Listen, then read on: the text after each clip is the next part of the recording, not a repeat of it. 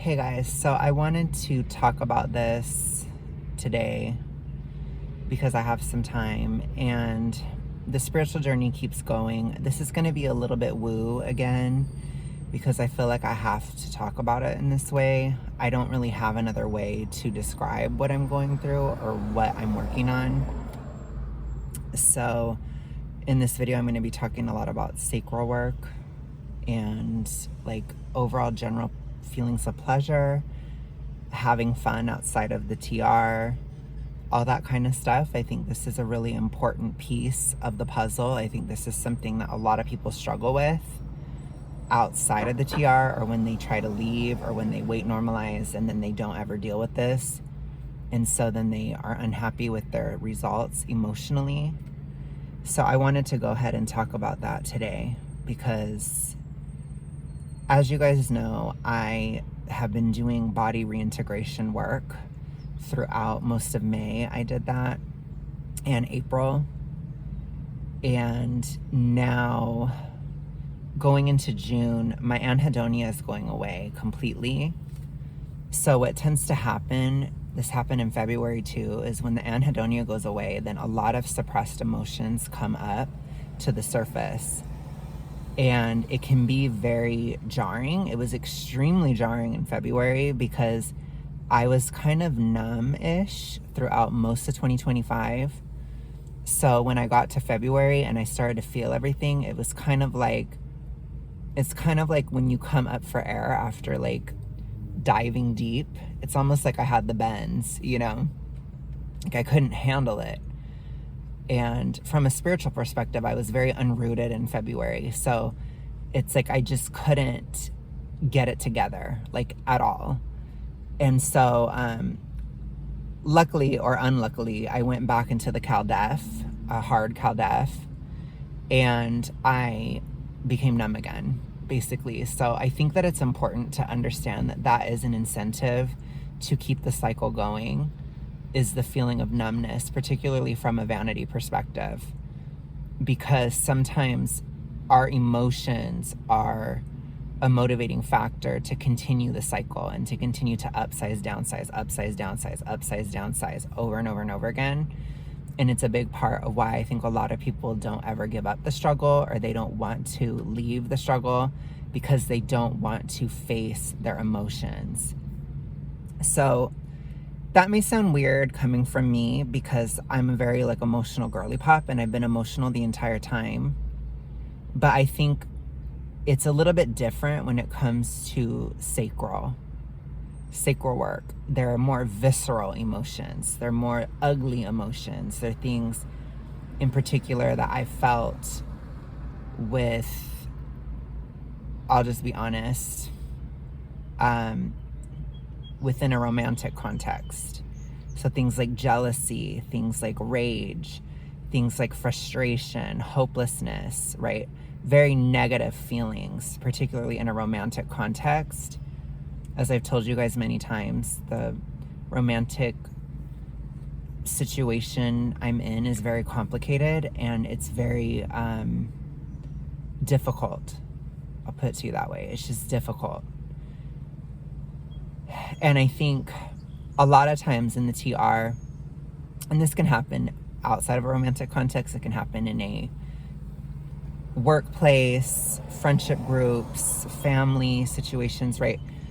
We have this drive within the TR to bury our emotions or to bury how we feel, especially for me, as I struggle with these lower chakras more, it's harder for me to handle those visceral, deep emotions. I tend to only really deal with rage a lot of the time because it's easier for me to handle, and it's very like I have a very strong throat chakra, so it's really easy for me to like express anger, but it's very hard for me to express like fears, romantic panic, rejection, feelings of being replaceable, feelings of being undervalued, feelings of being taken for granted, unappreciated.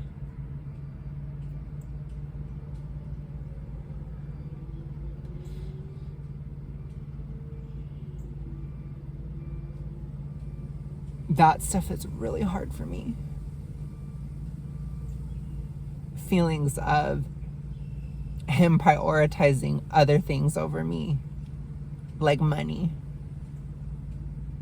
like his lies, things like that, which that's a huge trigger for me because that's how it was with my dad, because he was very like druggy and he prioritized substance abuse over his family. And so it's very hard for me.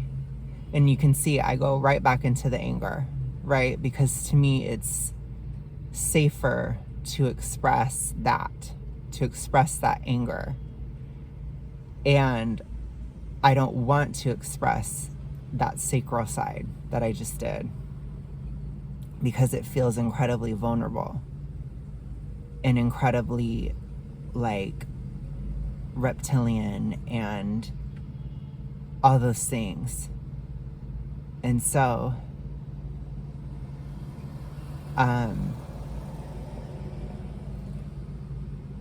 these are feelings that I bury often, or that I have buried for a long time. And there are moments of that within the activism too, where I feel like underappreciated and all these things taken for granted, whatever, but it doesn't hurt as bad because I don't take it as personally in an activistic context, although that has existed too, and obviously within a job or anything like that, it has happened too, but I personally don't care as much about jobs. But I could see this happening to somebody who does care about work or who cares about jobs a lot. Not to say that I don't care about my work, it's just that I don't feel insecure about that like I would about like certain relationship issues. I feel extremely insecure about. And I don't want to say like, I have to be really clear too, because feelings and emotions, they can be wrong.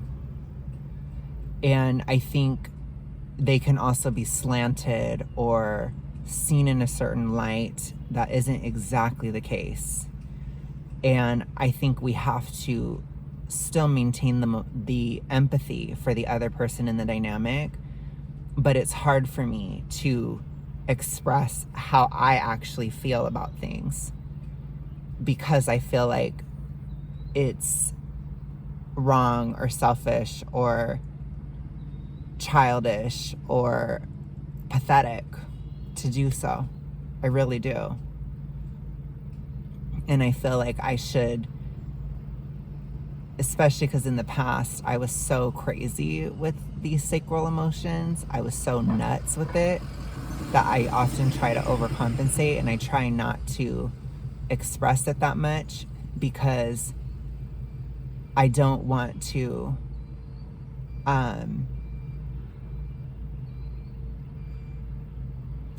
feel petulant or immature a lot of the time. And I don't want to be unempathetic, for example, to his struggles too. I think that his struggles are very deep. I don't feel like a victim in the situation. We've both played games back and forth quite a bit. I do see my part of it.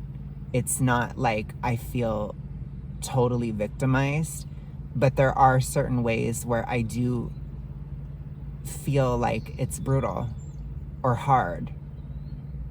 And I know that I'm just as difficult too, which I think it's hard when we have these conversations because people take it as like there's always a victim, there's always a villain. People look at these situations like very Disney style, and it's not. It's very gray, which is hard, I think, too, from a toxic ritualistic perspective. You want to see everything so black and white, and especially like coming from bingo, you always want to frame yourself as the victim. So I'm not really, logically, I know that I'm not a victim, but I still feel those ugly emotions. And oftentimes I felt like if I express them, then things will be over. Or if I express my dissatisfaction, then I'm going to hurt him too much. Or, you know, these kind of things. And you tie it all up in like an avoidant attachment style issue, and it's like my thing is just, okay, it's too much now. I gotta go. I gotta run. I gotta get the fuck out of here because it's too complicated. Things have gotten to be too much, and I don't know how to handle this, and I feel like I'm drowning a lot in it, and I feel that way. This isn't just him. This is like an issue I've had in dating forever because I never dealt with this part.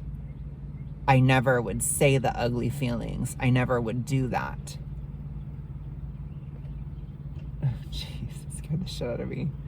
There was just a flower petal that fell in here.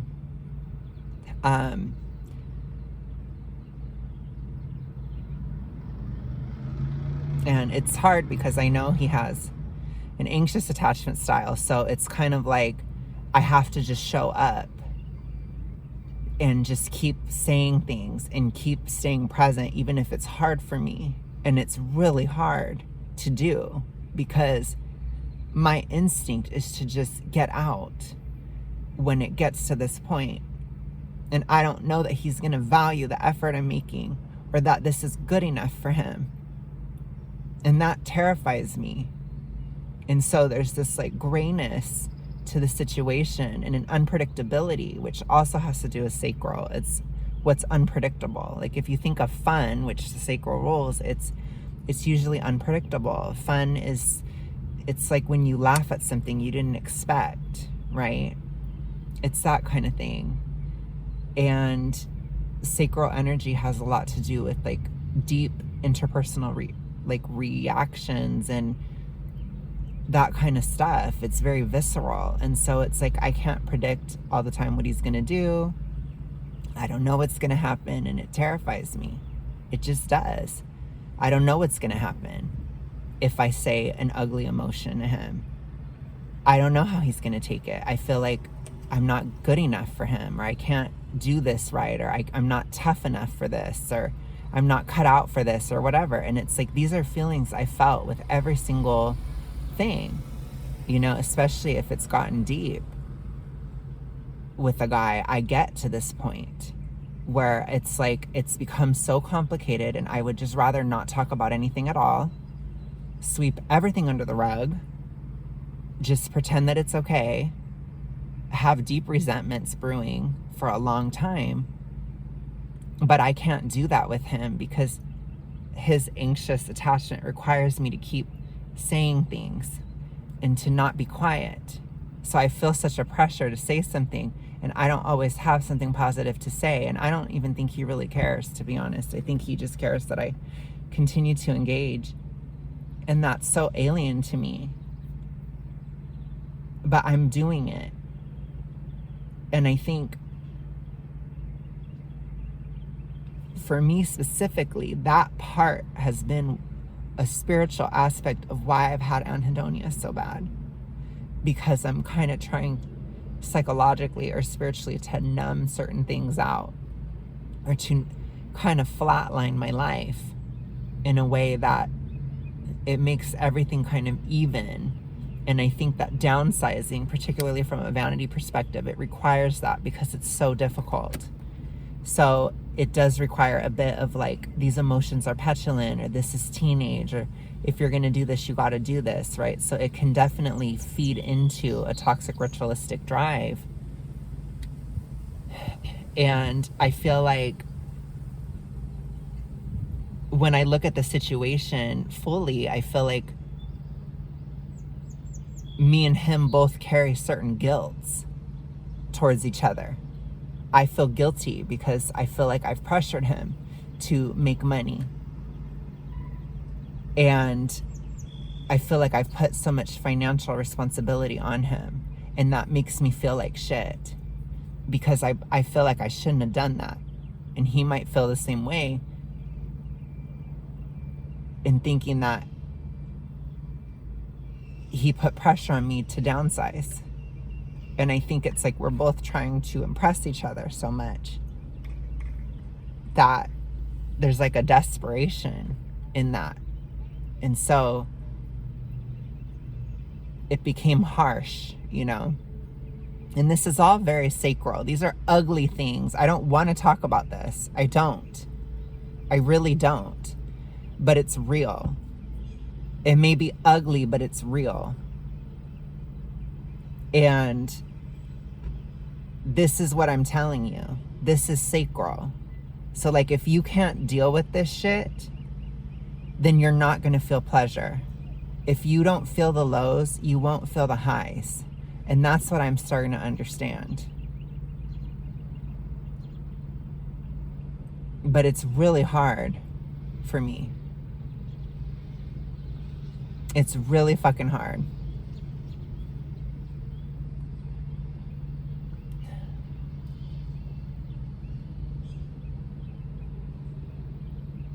And I think because I don't say these things, then he doesn't want to say anything either. Because he's scared to lose me.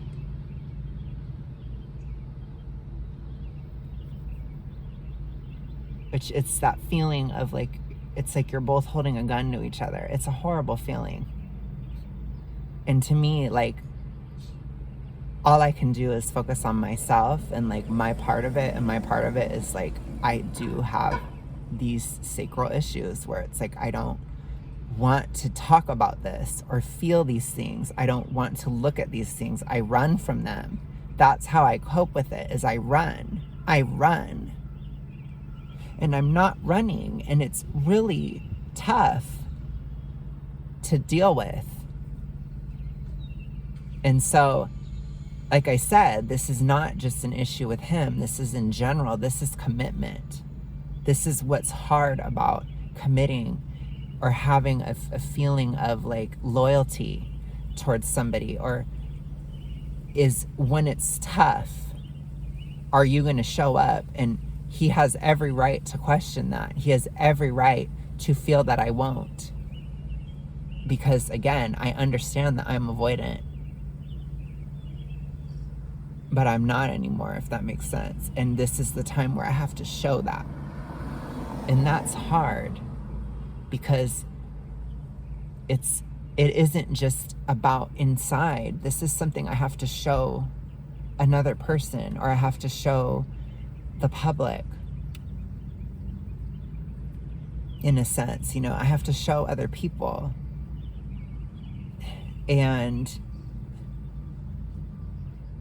just because I'm an emotional girly pop, it doesn't mean that I show every single emotion, or that I'm super emotionally honest all the time. I'm not. I'm like anybody else, right?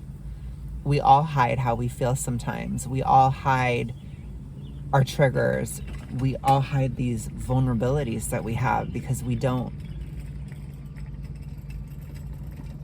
feel safe, or if we don't feel safe. And I think becoming more rooted recently, it's enabled me to do this work because my situation is a little bit more stable financially, for example. So because of that, I'm able to sit with things more and kind of have that stable moment and let things happen, or start working on this hardcore. And I feel that sacral side opening up. It's like I literally feel like I can feel it in my body. And I think on the other side of that is pleasure and trust and all these beautiful feelings and all these beautiful things. But there's a lot of suppression, because the downsizing itself is a suppression. So I can't deal with these things until I'm no longer in this deep Kaldef, which I'm not anymore. And then the anhedonia passes, which now it's passed. So I have to deal with this as it comes up now. And that's hard, and it's deep, and it's painful, and it's ugly, and embarrassing, and it's all these different things that I don't want to feel and I don't want to deal with because it scares the shit out of me. But here I am, right? I'm doing it. And I think I can only do it because I'm rooted at this time. But as I said, this is all why I can't be spontaneous, or I can't have these feelings of fun, or I can't get into the dance floor and start dancing around because I feel like I'm not safe, or I can't do that because I have to be careful of what I say or do, or, to a certain extent. Not completely, obviously, but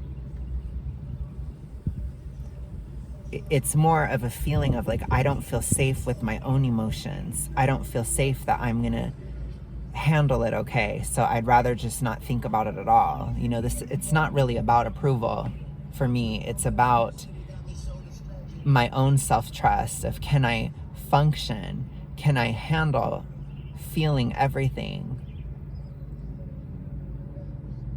Can I handle what comes out of me if I do go on the dance floor and I let loose? Can I handle what comes out if I let loose?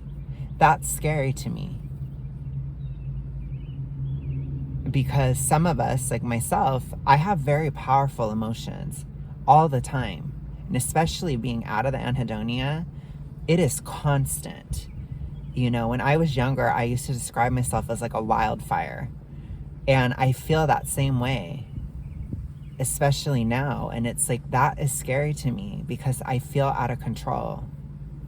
And that's a huge toxic ritualistic drive for me when I feel out of control. And it's because I never made peace with this aspect of myself. It's like I always was either too much or too little, or going for it or not going for it at all. And it's like I've been mostly rigid and holding back. And there has to be a gray area. There has to be like a balance to this aspect of life. And even in a romantic context, it's like if you block off the sacral, like the other person can't feel you with them. They don't feel your presence with them. They don't feel like it's genuine. It feels cold or closed off. And that's difficult for me because that's intimacy, and even if it's just emotional intimacy. And I like to, I feel like I often will, in my mind at least, I feel like, well, he's not good with intimacy. He's not good with that kind of thing. But it's like, I'm not either. And so a lot of times it's like when you're dealing with somebody who triggers all of your wounds, which I feel like that's what we're doing with each other. I think we're both triggering each other's wounds all the time. You're faced with it's not really about, it is about the other person, but it's also like when I'm trying to run from him, I'm trying to run from me. I'm trying to run from myself, from my hand in this situation, from what I've caused in this situation too. Because every dynamic is 50-50. Everything is two parts of a whole. We're both in this situation because we both allowed it. That's what happened. And when it gets deep and when it gets real, this is probably when people have left, in his case. And for me, this is when I've had to run, or when I've ran. And I'm not going to do that this time. And I'm stating publicly I'm not going to, because I know that that's so reassuring to him when it's public. I'm not going to run. I'm staying. But I'm going to say how I feel about things. And I'm going to say some of the deep rage that I feel because of certain aspects. And I know that it goes both ways. I know I've pissed him off too many times. And it's not, I don't feel like a victim. Like, I have to be really clear. I don't. But I think that this happens anyways to a lot of people, and this is what has prevented me from having that fun time in life, or that ease of life, or that I'm doing so great, or that having that sense of joy, because I'm not willing to put up with this. So then I don't get the joy either, you see? And that's what I have to stop today, now, or like what I'm working on, especially this month in June, because I have my life back. I have my feelings back. I'm not going back into a deep Cal Def. I'm not changing my cows at all. Nothing's gonna shift anymore. So that means like this is fucking real now. And this is the way it's gonna be moving forward, because I'm not gonna be able to turn off my emotions, or I'm not gonna be able to be numbed at all. And I think that that's hard for me too, because I feel like a failure sometimes, because I can't just look past how I feel about certain things, or I can't function in it in a way that I feel like he wants me to, and I can't do it. And it's not like I'm just being petulant or stupid or a child. It's like I viscerally cannot do it. And it's because I'm not in the CalDEF anymore. But you can see how those kind of incentives exist. So you have to be really careful if you're getting too reductive, because those incentives exist within a reductive context. And I never understood that, ever. It really is so similar to bingo. It's so similar. There are so many aspects that overlap. And it's just crazy. It's so crazy. But that's why I think like the spiritual work and these aspects you have to work on, or you're not going to be rooted in recovery. You're not going to stay stable. If I don't deal with this and I never feel a feeling of pleasure outside of the TR, I don't know that I could sustain having no fun forever. You see? Could you?